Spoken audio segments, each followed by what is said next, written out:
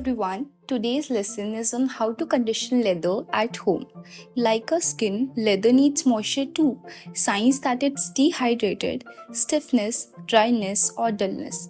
Leather products ideally need to be conditioned every 6 to 12 months. Step 1 is to empty your leather bag completely and then clean it with a dry cloth.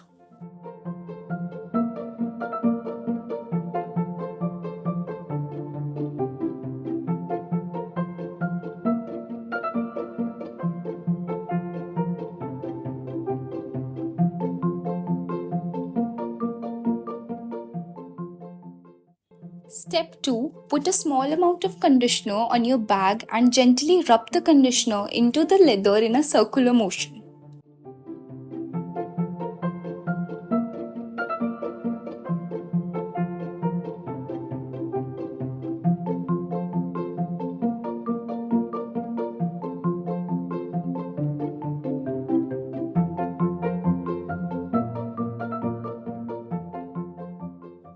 Step 3.